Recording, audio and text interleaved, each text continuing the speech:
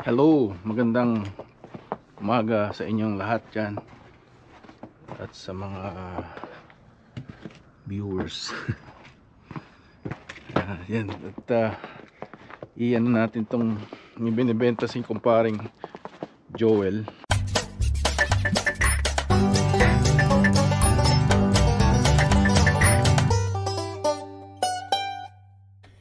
Yeah, boy. Na kotse pinadaan sa akin para ibenta. Nakatinggan na rin to ng ilang buwan na rin, o mga 1 month pa lang pala bago mag winter. Ano ba to? Yan, i-start natin bago dumating dito yung ayaw pa mabuksan. Nako, Ford Freestyle all leather.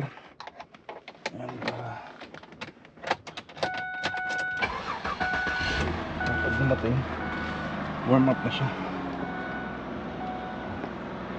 Tapos linisin natin yung windshield. Humingin nung isang araw kami, kasama siyang mga Meksikano couple. Ewan ko kung international student. Di na ako nagtanong ng husto. Hindi na tumawag. Dinestide nila eh. Ewan ko.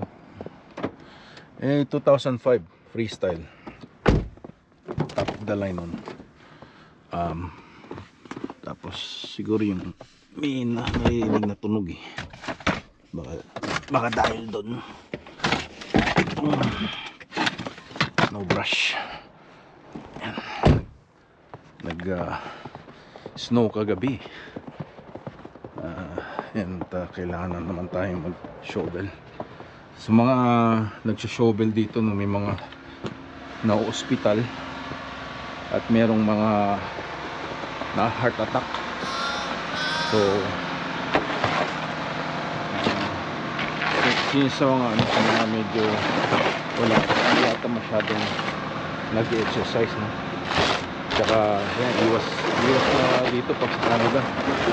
Iwas ng masarap yung baboy, pero yun ang cost ng mga high cholesterol. Ayan, kaya ako nasa border na rin ako ng high cholesterol, kaya meron akong binili na nakita ko ginamit ng mga vlogger na pinapanood ko. Tapos parang blower siya. Nagdala pa siya ng malaking blower. Yung parang leaf blower yun eh. Tapos parang may nagsuggest ata sa kanya trabaho niya, no? Dito sa Amazon bilhin. Ano rin, ginagamit ko rin para sa paglinis ng tawag nun, ng keyboard, laptop. Yan, bigay ko yung Amazon link dito sa description. Check nyo na lang. Pilipino may-ari nito eh.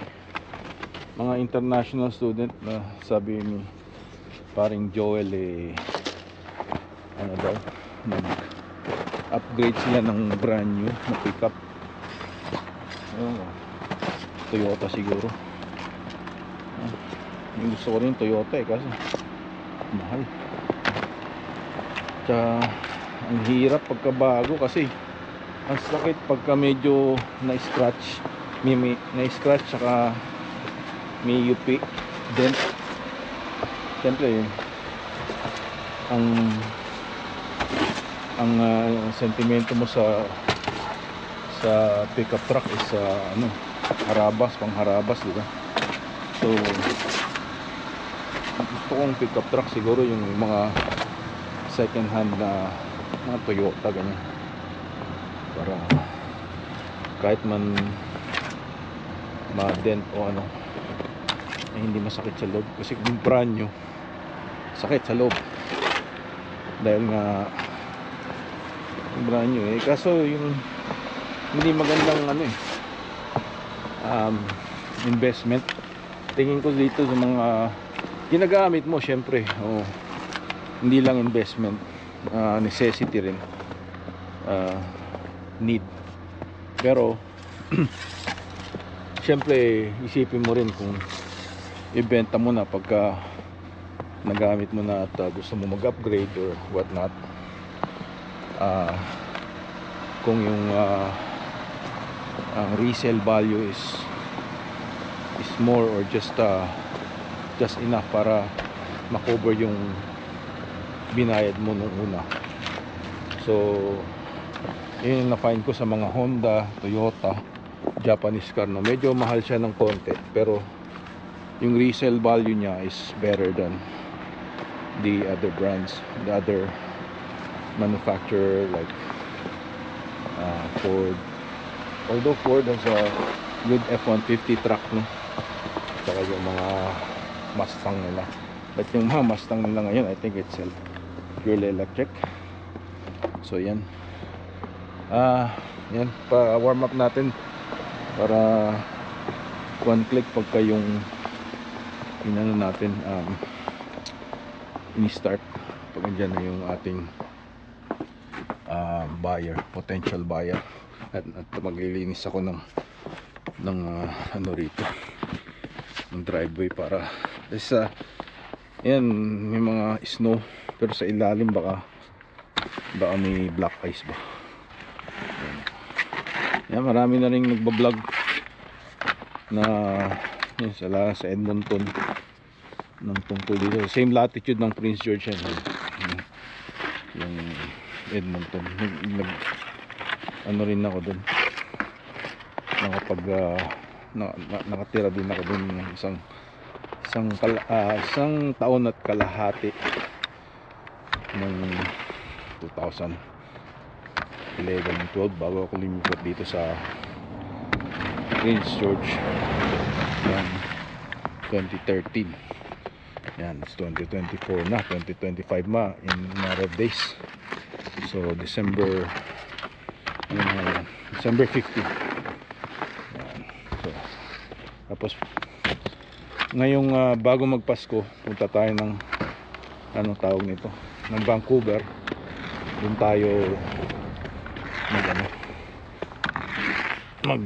tulong sa kailangan nila ng mga service calls na bago mag end of the year, kasi maraming calls na nakatingga. Ayos. So while we're at it, sama na rin natin to yung kay ginagamit ni Esme. Yan, may L dito, yung L para dun sa yung 16-year-old na anak niya, nag-training na para makuha yung N as a new driver. After yung mag-L, yun yung learners, 1 year ka atang naka-learners. So pwede kang aral mag-drive habang yan for 1 year, pero kailangan may kasama kang naka class 5, yung professional driver na, yung graduate na sa licensing program.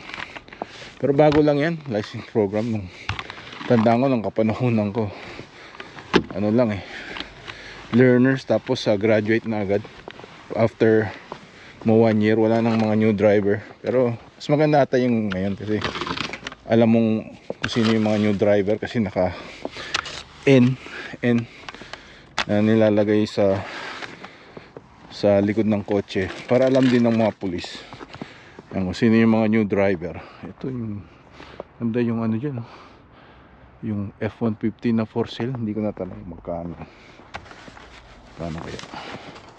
Yan. Tapos may pinapakulo tayong paan ng baka sa loob, tsaka yung beef shank. Gawa tayo ng parang, ano ba yun, yung matamis-tamis na paborito ni Digong, balbacoa, parang ganun. Sarap yun. Kaso wala tayong puso ba ng saging, yun, yung parang sitaw ng saging. Parang ganun sarap Pagka yung medyo matamis-tamis na ano, parang beef paris din ang lasa. Ayan. Ayos. Parang close to teriyaki.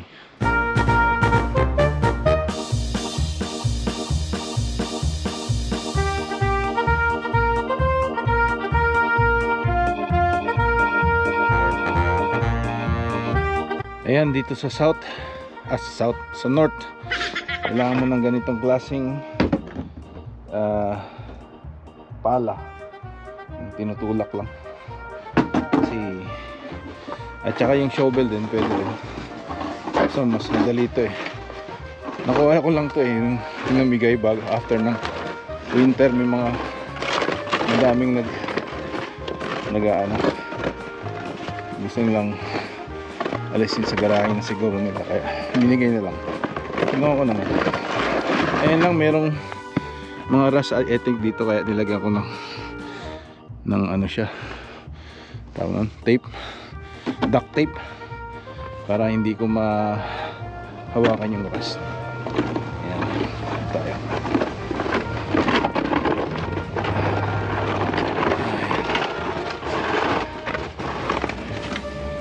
Tago na lang natin dito sa ilalim.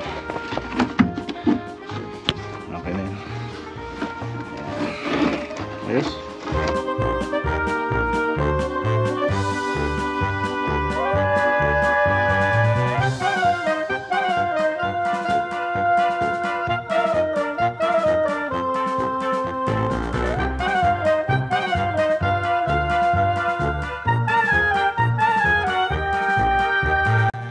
Ayan, sandali lang pero medyo mabigat din ang trabaho to, lalo na pag malamig. Ayan.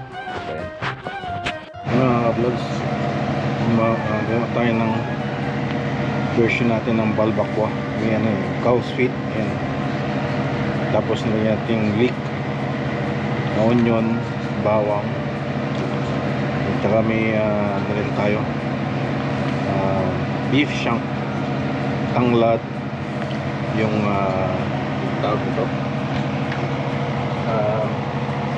nor, lasa, tsaka yung ito, star anise ba yan? Tapos bawang, paminta, asin, ano ba, hinggan natin ng cornstarch, toyo, sukal. Ayan, tawag meron tayo nito, lagyan mo ng dalawa, tsaka konting chocho oil, oil ng chocho oil. Ito, utang sa inyo. Ayan, chocho oil. Dati wala dito sa Northeast ito, binibili ko pa sa Vancouver. Ngayon meron na sa Superstore. Sarap yan sa kanin. Yan, nag-impake na tayo itong ating bagahe for 1 week. Ayan, mag-live tayo dito sa Rap TV Philcan Live. Ayan, habang alas 3 tayo alis mamaya, madaling araw papuntang Vancouver. Ayan. The next day. So yan mga kababayan, no, pinapakinggan ko yung mga news na nangyayari ngayon, Monday, December 16. Ngayon sana mag-announce si Chrystia Freeland, ang finance minister, na journalist turned finance minister, na yung about the fall update regarding the economic situation ng Canada. But hours before that, she resigned. So pati si Sean Fraser na dating immigration minister, na ang dami niyang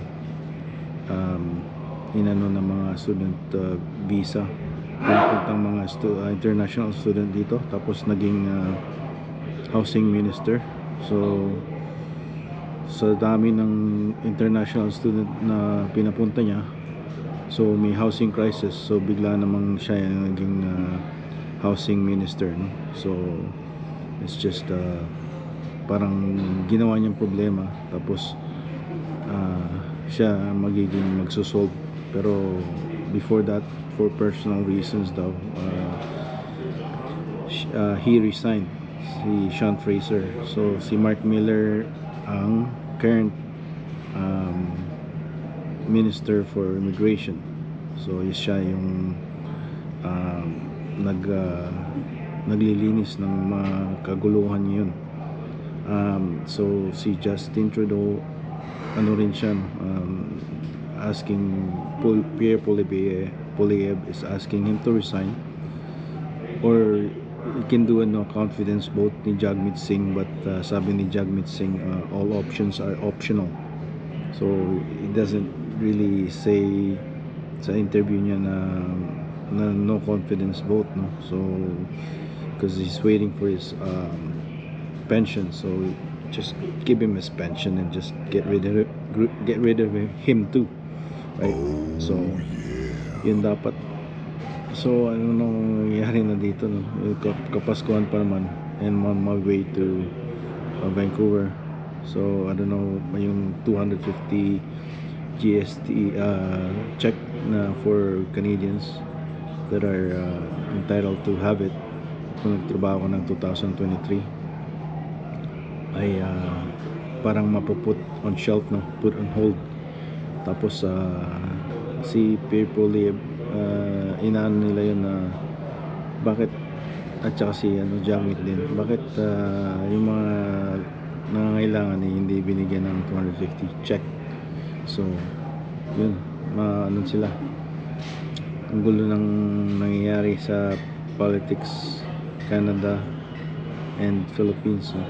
Sa deficit is more than 40 billion. So that's why si Chrystia Freeland, journalist siya normally, nag-quit. So ayaw niya, ang daming nag-quit, yung isang minister din na parang nag-pretend na native, pero hindi pala. Yung stake siya sa company niya dun sa sector na yun. So ang gulo ng liberals, no? So yun lang, waiting for the flight, and it's all delayed at the moment punta sa Vancouver. Kanina na cancel ng 5:50, tapos ngayon delayed na. Ano ba yan? A few hours later. Dumating tayo dito sa Vancouver. Ayan. Ang ating ganap. Ito Chanel. Ang bango dito. Ba't tayo? Christmas, ayan. Laki tong airport na to. Tayo sa Vancouver Airport.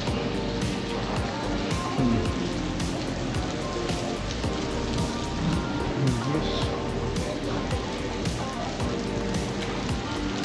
Kahit sana tayo, hindi natin yung rental. Kaya na tayo sa labas. This point of no return. Ayos. Baggage claim sa baba. Ayos. Yan, hindi pa sinasabi yung kung anong carousel natin. Yung Prince George arrived at 14:54. Yan, tayo natin dito. A few moments later. Look what I got into. The traffic jam here in Vancouver. Oh my goodness. This is no good. Yeah. Saying I'm on the best route. 7 minutes slowdown. Oh no! But look at the construction and traffic. Come on, dude. Go inside.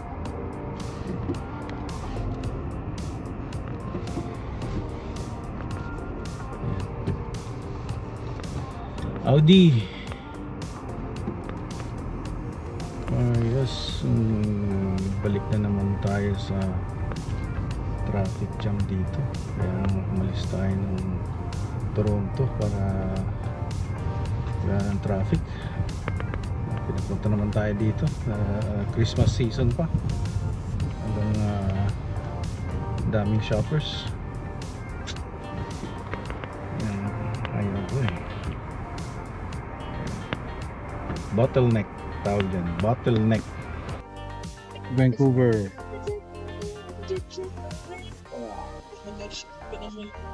Traffic jam. Yan. I'm not looking forward for this. Yan. Dito tayo sa bridge. Ito yung bridge nila rito. Yan na. Okay. Bottleneck. Dito na tayo. Gabi na. Anong oras na ba? 4:30 na. Tapos na dapat ako eh. Dito ako na-stuck sa visit na highway. Checked in a hotel here, Sandman in Surrey. Okay, see what they have. Yeah. Hi. Oh. Ayan. Nice. Nice, and they have a kitchen. Oh, okay. Full kitchen. I could cook here. Tingnan natin yung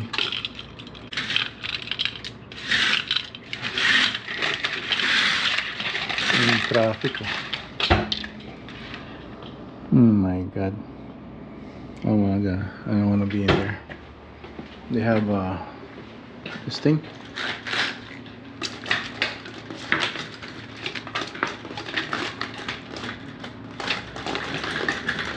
Paano ba ito? They have a balcony. Okay. You just do that. Oh, nice. Okay. This is the Sandman. Ayan mga vlogs, dumating na tayo rito sa ating pag-check-in. Kain na muna tayo. Nagutom na ako. Ano na eh? Ano na ba? 5 o'clock. 5. So, yun. Nangyari ka na kaya sa Kilatrodo? Ito sa ano? Sa Indian cuisine. Dito sa hotel. Yan, may patayin ko muna. Goat curry na lang kunin natin. Yo, I got some naan bread and curry goat. Yan, bon appetit.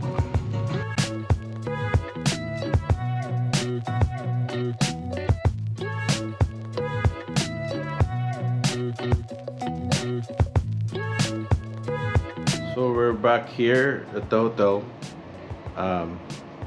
I took a nap after I had dinner, and yeah, there was so many things are happening in the Canadian politics. So it's Monday, and our current